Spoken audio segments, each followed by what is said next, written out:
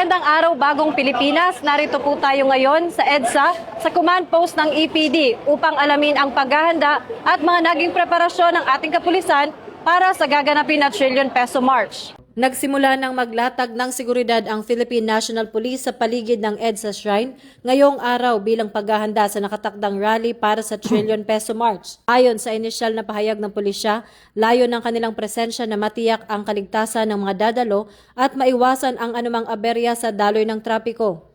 Ayon kay Police Major Cherilyn J. Agtarap, spokesperson ng EPD-PNP, nag-deploy na sila ng mga PNP personnel upang bantayan ang mga pangunahing bahagi ng EDSA, kabilang ang mga footbridge, bus stops at service roads. Naglagay na rin ng mga checkpoint at barricade sa mga posibleng pasukan patungo sa shrine.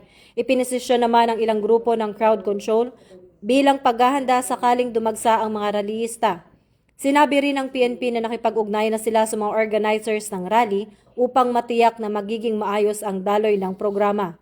Inaasahang nasa 50 to 300,000 ang dadalo dahilan upang pinayuhan ng MMDA ang mga motorista na umiwas pansamantala sa bahaging ito ng EDSA. Sa kasalukuyan, nananatiling mapayapa ang sitwasyon sa lugar habang nagpapatuloy ang paghahanda ng mga otoridad.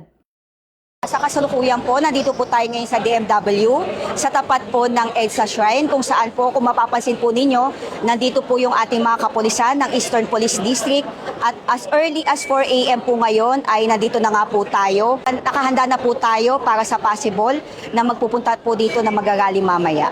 At para naman po sa mga kababayan natin na makikilahok sa rally ngayong araw, ang masasabi ko lang po, ang inyo pong karapatan sa pagpapahayag ng inyong saloobin ay ginagalang po ng PNP.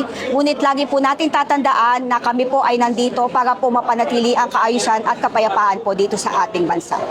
At yan ang mga pinakahuling balita sa oras na ito. Ako po si Patrolwoman Sari Bernales, nagbabalita para sa Police News Express. Alagad ng batas, tagataguyod ng Balitang Pulis.